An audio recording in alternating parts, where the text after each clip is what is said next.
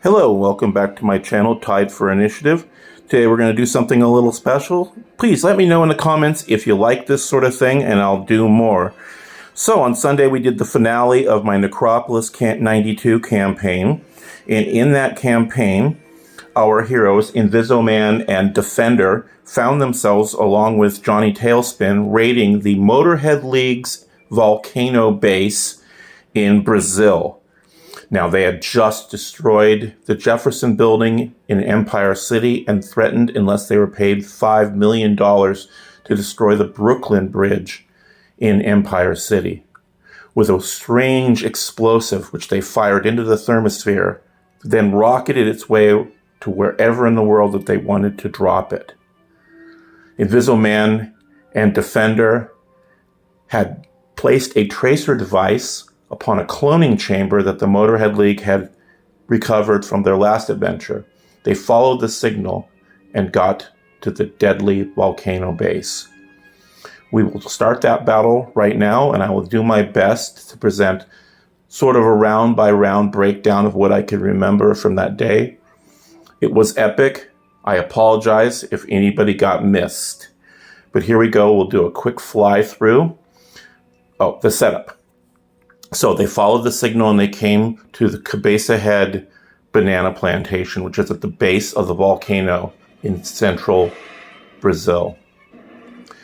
As they got to Mount Cabeza, they weaved their way through the plantation. Invisoman went in invisible, while Johnny took a smuggled golden Motorhead League attack copter and flew that down the cone of the volcano and came through. They both arrived about the same time. Here is the map of the volcano base, complete with a thermo generator monitored by Motorhead thinkers. As you can see, I'm using a piezo flip mat, as I am wont to do. Love those things. We'll do a little fly through here. Okay, and we'll come down to our characters.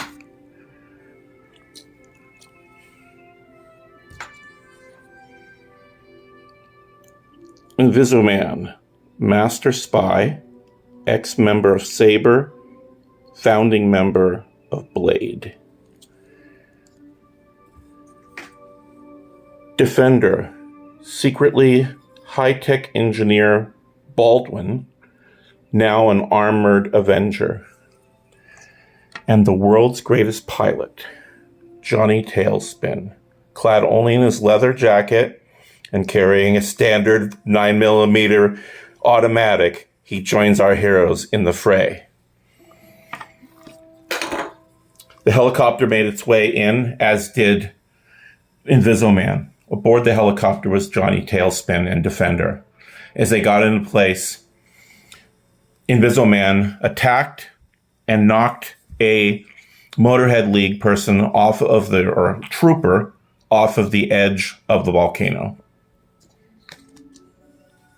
From there, he turned around and began to throttle another trooper. Meanwhile, Johnny came in and aboard the helicopter and dropped off Defender, who began to fly around the room.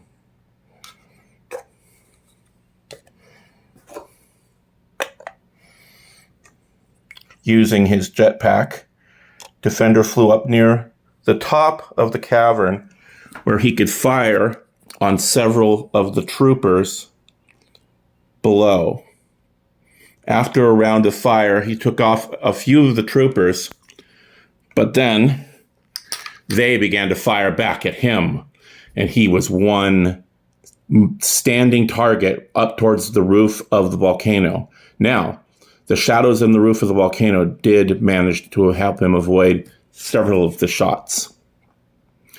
Meanwhile, Johnny was rotating the smuggled golden helicopter in circles, firing on the various troopers and pilots and such that had gathered, killing several of them in the process. Meanwhile, over at the battle here, Invisible-Man throttles a trooper while two more come out of the back rooms. Those two being Atticus Harrow and one of his head troopers.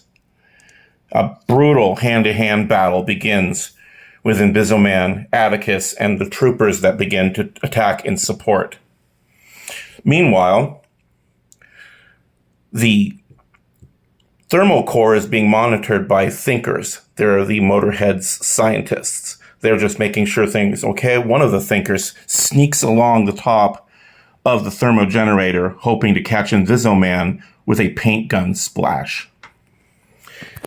Defender drops a EMP grenade, taking out the thermogenerator, causing the thinkers to panic and seek out advice from the Invisible-Man and Defenders. Over here in the aerial battle, two helicopters lift off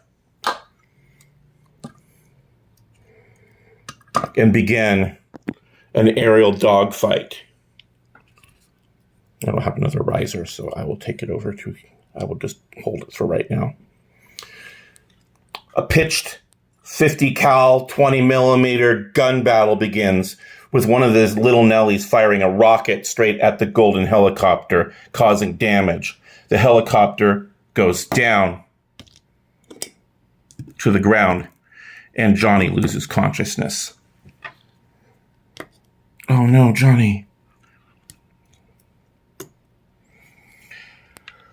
Defender changes attitude and begins to fire on the helicopters.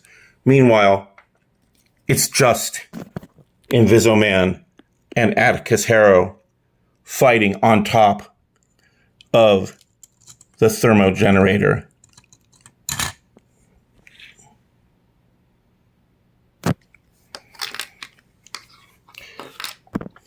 Finally, in the end, Defender had gone down from all the shots ringing off at him, and two captives ran out, gave him first aid, then grabbed a couple of weapons. From there, those captives went in and took control of the control room where the device was being aimed. Finally, all of the Motorhead League was defeated or captured. And they managed to stop the launch, capture all of the vehicles,